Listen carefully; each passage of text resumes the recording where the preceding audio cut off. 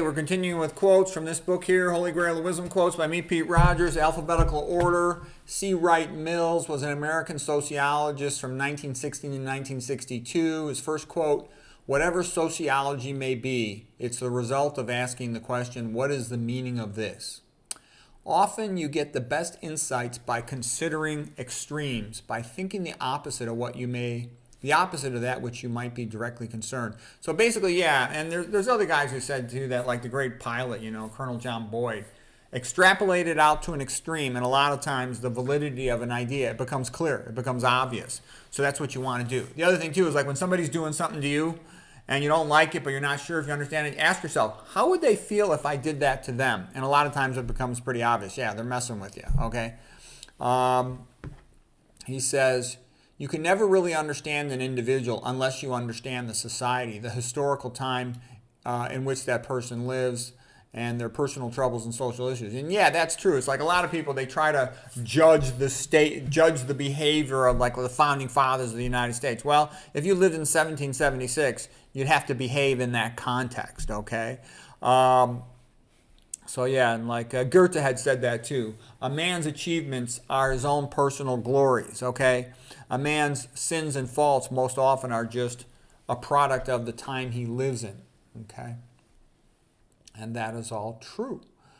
Okay, next quote. Every day men sell little pieces of themselves in order to buy that back each night and each weekend. Yeah, you spend the whole day doing some busy work you don't want to do, so you have enough money to be free on the weekend. That's, pretty common, the life in a rat race. Okay, the next guy we're going to talk about is Gene Mills. Gene Mills was born in 1958. He's about 67, 68 years of age now.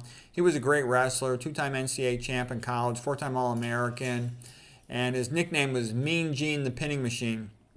And he just pinned most of his opponents. He was an incredible wrestler. Mark Schultz, world and Olympic champion, was great. They were friends. They're both in the United States world team and Olympic team. Was really inspired by Gene Mills. It's like everybody was scared of the Russians.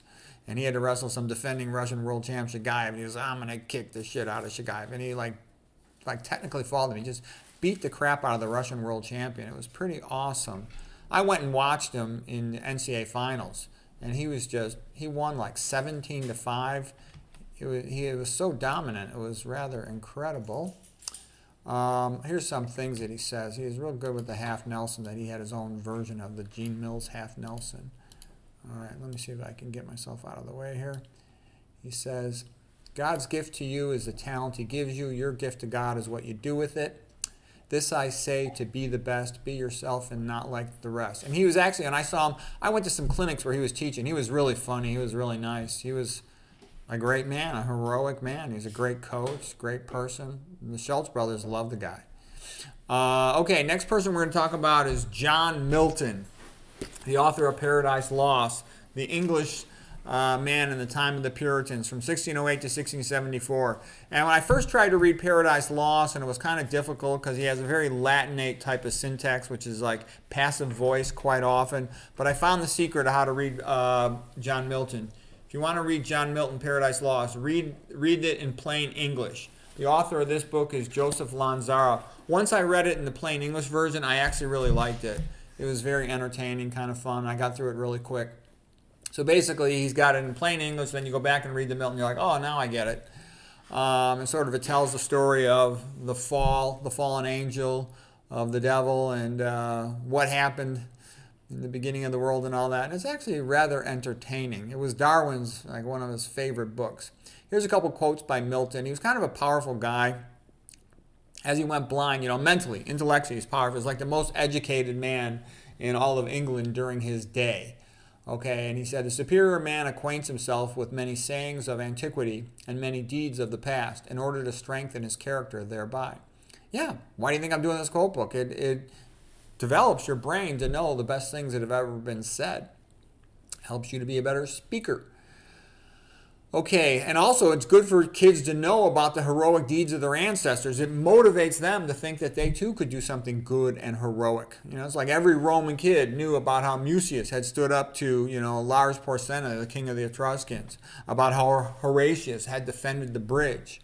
Okay, they know those stories. And later on, people know about Cicero. Cicero came, he was a low guy. He built himself up to be the head consul of Rome. A very heroic person. Okay, where there is much desire to learn, there of necessity will be much arguing, much writing, and many opinions. For opinion in good men is but knowledge in the making. Athens, the eye of Greece, the mother of arts and eloquence. Books are not dead things, but contain a potency of life as active as the soul whose progeny they are. Yeah, books preserve civilization more than anything else does, you know. The paintings are often kind of washed away. So here he's talking about books some more. Nay, they preserve as in a vial the purest efficacy and extraction of that living intellect that bred them. Yeah, how else are you going to get to talk to these brilliant minds of the past? By reading their books. Let him who would write heroic poems make his life a heroic poem. The mind is its own place, and itself can make a heaven or a hell of heaven. Who overcomes by force hath, but overcome half his foe. All right, so that's what we got for Milton. I got a whole bunch more notes on Milton, but they're not in quote form. Yeah, I was interested in Milton for a while, but I think that's all that's worth knowing about him for now. And I like what he did. He wrote about free speech on the Areopagus. He wrote about Samson, who he admired with his strength. You know, they both, you know, Milton went blind, so, you know, Samson had been blinded.